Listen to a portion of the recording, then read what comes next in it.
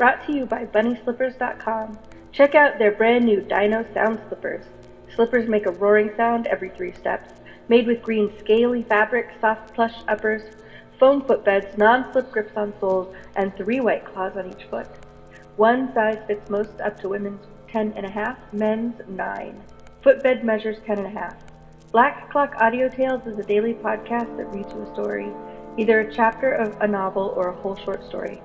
Join us in our exploration of old ghost stories, supernatural fiction, horror tales, folk tales, fantasy, gothic horror, weird fiction, and cosmic horror. And don't forget to join us for our monthly show about the Cthulhu Mythos.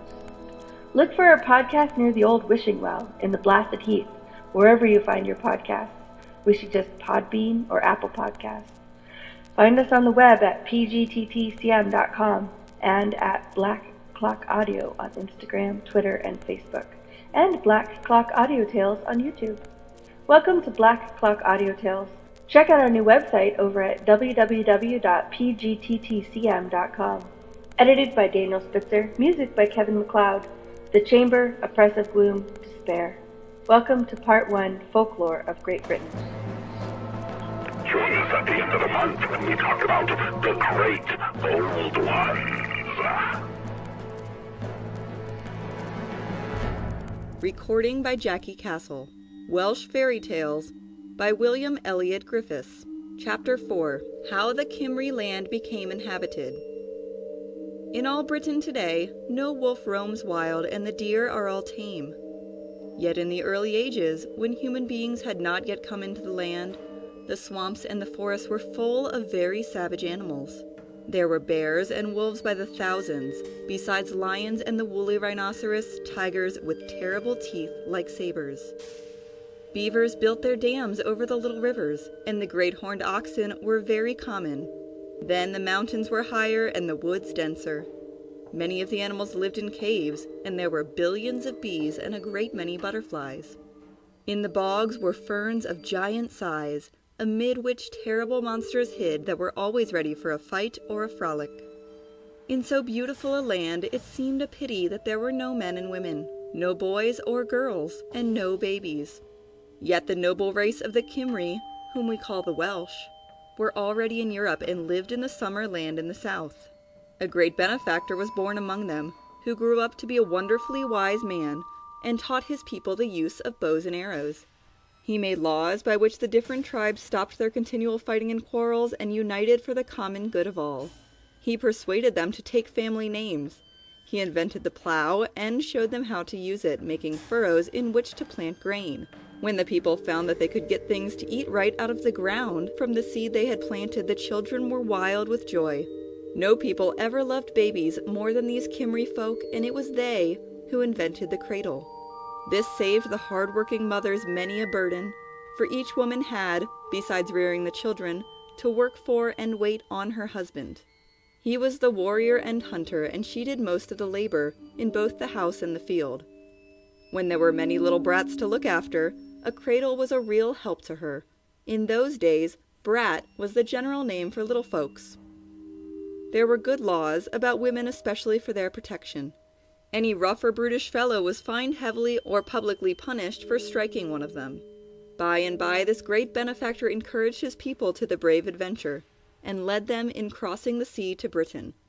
Men had not yet learned to build boats with prow or stern, with keels and masts, or with sails, rudders, or oars, or much less to put engines in their bowels or iron chimneys for smokestacks, by which we see the mighty ships driven across the ocean without regard to wind or tide. This great benefactor taught his people to make coracles, and on these the whole tribe of thousands of Cymric folk crossed over into Britain, landing in Cornwall. The old name of this shire meant the Horn of Gallia, or Wallia, as the new land was later named. We think of Cornwall as the big toe of the motherland. These first comers called it a horn. It was a funny sight to see those coracles, which they named after their own round bodies. The men went down to the riverside or the seashore, and with their stone hatchets they chopped down trees. They cut the reeds and osiers, peeled the willow branches, and wove great baskets shaped like bowls. In this work, the women helped the men. The coracle was made strong by a wooden frame fixed inside round the edge, and by 2 crossboards which also served as seats. Then they turned the wicker frame upside down and stretched the hides of animals over the whole frame and bottom. With pitch, gum, or grease, they covered up the cracks or seams. Then they shaped paddles out of wood. When the coracle floated on the water, the whole family, Daddy, Mammy, kitties, and any old aunts or uncles or granddaddies got into it. They waited for the wind to blow from the south over to the northern land. At first the coracle spun round and round, but by and by each daddy could, by rowing or paddling, make the thing go straight ahead. So finally all arrived in the land now called Great Britain. Though sugar was not then known, or for 1,000 years later, the first thing they noticed was the enormous number of bees. When they searched, they found the rock caves and hollow trees full of honey, which had accumulated for generations. Every once in a while the bears, that so like sweet things, found out the hiding place of the bees and ate up all the honey. The newcomers named the country Honey Island. The brave Cymry men had battles with the darker-skinned people who were already there. When any one, young or old, died, their friends and relatives sat up all night guarding the body against wild beasts or savage men. This grew to be a settled custom, and such a meeting was called a wake. Everyone present did keep awake, and often in a very lively way. As the Cymry multiplied, they built many don, or towns. All over the land today are names ending in don, like London or Croydon, showing where those villages were. But while occupied in things for the body, the great ruler did not neglect matters of the mind. He found that some of his people had good voices and loved to sing. Others delighted in making poetry. So he invented or improved the harp and fixed the rules of verse and song. Thus, ages before writing was known, the Cymry preserved their history and handed down what the wise ones taught. Men might be born, live and die, come and go, like leaves on the tree, which expand in the springtime and fall in the autumn. But their songs and poetry and noble language never die. Even today, the Cymry love the speech of their fathers almost as well as they love their native land. Yet things were not always lovely in Honeyland, or as sweet as sugar. As the tribes scattered far apart to settle in this or that valley, some had fish, but no salt, and others had plenty of salt, but no fish. Some had all the venison and bear meat they wanted, but no barley or oats. The hillmen needed what the men on the seashore could supply. From their sheep and oxen they got wool and leather, and from the wild beasts fur to keep warm in winter. So many of them grew expert in trade. Soon, there were among them some very rich men who were the chiefs of the tribes. In time, hundreds of others learned how to traffic among the tribes and swamp, or barter their goods, for as yet there were no coins for money or bank bills, so they established markets or fairs to which the girls and boys liked to go and sell their eggs and chickens. For when the wolves and foxes were killed off, sheep and geese multiplied. But what hindered the peace of the land were the feuds, or quarrels, because the men of one tribe thought they were braver or better looking than those in the other tribe. The women were very apt to boast that they wore their clothes, which were made of fox and weasel skins, more gracefully than those in the tribe next to them. So there was much snarling and quarreling in Cymric land. The people were too much like naughty children, or when kiddies are not taught good manners, to speak gently and to be kind to one another. One of the worst quarrels broke out because in one tribe there were too many maidens and not enough young men for husbands. This was bad for the men, for it spoiled them. They had too many women to wait on them, and they grew to be very selfish. In what might be the next tribe, the trouble was the other way. There were too many boys, a surplus of men, and not nearly enough girls to go round. When any young fellow, moping out his life alone and anxious for a wife, went a-courting in the next tribe, or in their vale, or on their hilltop, he was usually driven off with stones. Then there was a quarrel between the two tribes. Any young girl who sneaked out at night to meet her young man of another clan was, when caught, instantly and severely spanked. Then, with her best clothes taken off, she had to stand tied to a post in the marketplace a whole day. Her hair was pulled down in disorder, and all the dogs were allowed to bark at her. The girls made fun of the poor thing, while they all rubbed one forefinger over the other, pointing at her, and cried, "Fie for shame," while the boys called her hard names. If it were known that the young man who wanted a wife had visited a girl in the other tribe, his spear and bow and arrows were taken away from him till the moon was full.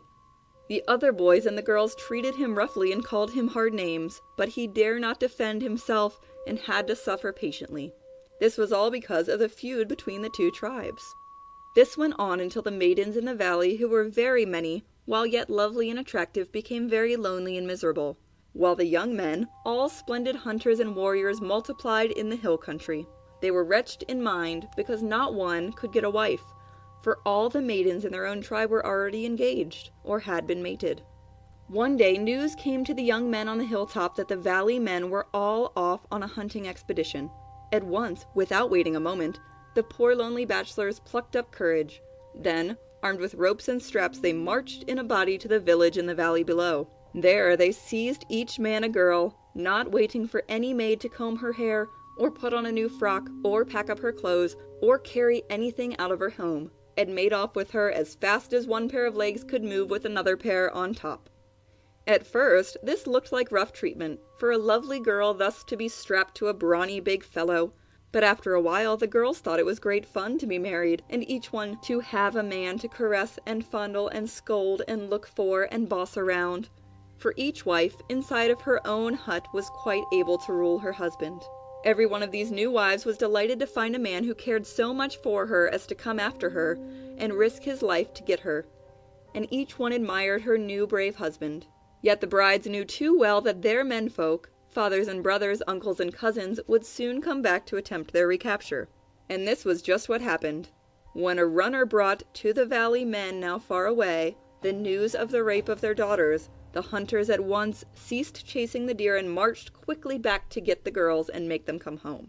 The hill men saw the band of hunters coming after their daughters. They at once took their new wives into a natural rocky fortress on top of a precipice which overlooked the lake. This stronghold had only one entrance, a sort of gateway of rocks, in front of which was a long, steep, narrow path. Here the hillmen stood to resist the attack and hold their prizes. It was a case of very few defenders, assaulted by a multitude, and the battle was long and bloody. The hillmen scorned to surrender and shot their arrows and hurled their javelins with desperate valor. They battled all day, from sunrise until the late afternoon, when shadows began to lengthen. The stars, one by one, came out, and both parties, after settling sentinels, lay down to rest. In the morning again, charge after charge was made. Sword beat against shield and helmet. The clouds of arrows were shot by the archers, who were well posted in favorable situations on the rocks. Long before noon, the field below was dotted and the narrow pass was choked with dead bodies. In the afternoon, after a short rest and refreshed with food, the valley men, though finding that only 4 of the hill fighters were alive, stood off at a distance and with their long bows and a shower of arrows left not one to breathe. Now, thought the victors, we shall get our maidens back again. So, taking their time to wash off the blood and dust, to bind up their wounds, and to eat their supper, they thought it would be an easy job to load up all the girls on their ox carts and carry them home. But the valley brides, thus suddenly made widows, were too true to their brave husbands. So, when they had seen the last of their lovers quiet in death, they stripped off all their ornaments and fur robes until all stood together, each clad in her own innocence, as pure as their purpose as if they were a company of druid priestesses. Then, chanting their death song, they marched in procession to the tall cliff that rose sheer out of the water. One by one, each uttering the name of her beloved, leapt into the waves. Men at a distance, knowing nothing of the fight, and sailors and fishermen far off on the water, thought that a flock of white birds were swooping down from their eyrie into the sea to get their food from the fishes. But when none rose up above the waters, they understood, and later heard the whole story of the valor of the men and the devotion of the women. The solemn silence of night soon brooded over the scene. The men of the valley stayed only long enough to bury their own dead. Then they marched home, and their houses were filled with mourning, yet they admired the noble sacrifice of their daughters and were proud of them. Afterwards they raised stone monuments on the field of slaughter. Today, this water is called the Lake of the Maidens, and the great stones seen near the beach are the memorials marking the place of the slain in battle. During many centuries, the ancient custom of capturing the bride with resistance from her male relatives was vigorously kept up. In the course of time, however, this was turned into a mimic play, with much fun and merriment. Yet, the girls appear to like it, and some even complain if it is not rough enough to seem almost real. Chapter 5. The Boy That Was Named Trouble. In one of the many coeds, or places with this name, in ancient and forest-covered Wales, there was a man who had one of the most beautiful mares in all the world. Yet great misfortunes befell both this coed mare and her owner. Every night on the 1st of May, the mare gave birth to a pretty little colt. Yet no one ever saw, or could ever tell what became of anyone, or all of the colts. Each and all, and one by one, they disappeared. Nobody knew where they were, or went, or what had become of them. At last, the owner, who had no children, and loved little horses, determined not to lose another. He girded on his sword, and with his trusty spear stood guard all night in the stable, to catch the mortal robber, as he supposed he must be. When on the same night of the 1st of May, the mare foaled again, and the colt stood up on its long legs, the man greatly admired the young creature. It looked already as if it could, with its own legs, run away and escape from any wolf that should chase it, hoping to eat it up. But at this moment a great noise was heard outside the stable. The next moment a long arm, with a claw at the end of it, was poked through the window hole to seize the colt. Instantly the man drew his sword, and with one blow the claw part of the arm was cut off, and it dropped inside with the colt.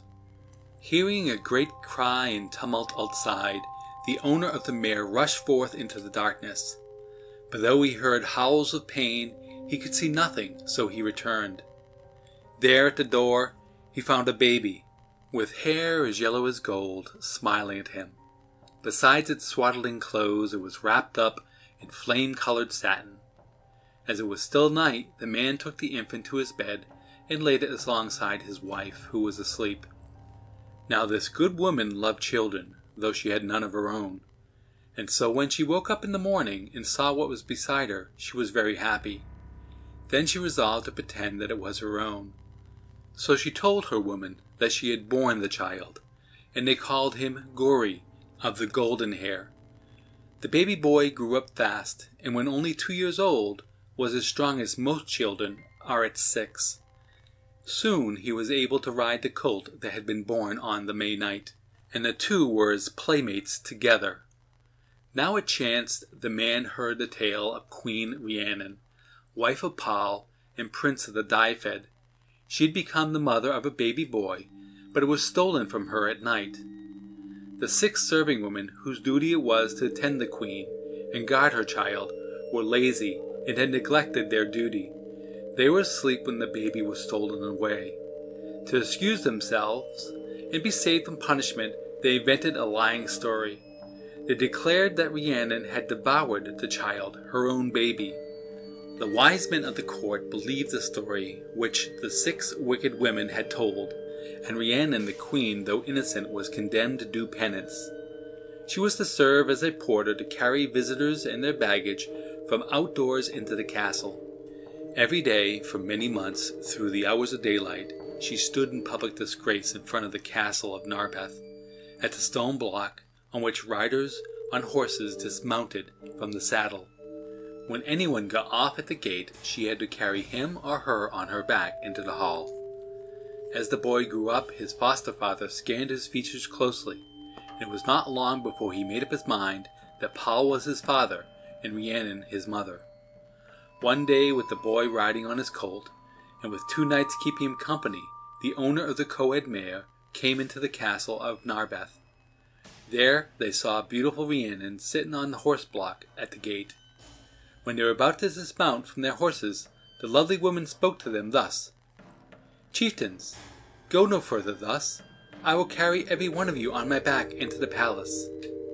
Seeing their looks of astonishment, she explained, "This is my penance for the charge brought against me of slaying my son and devouring him."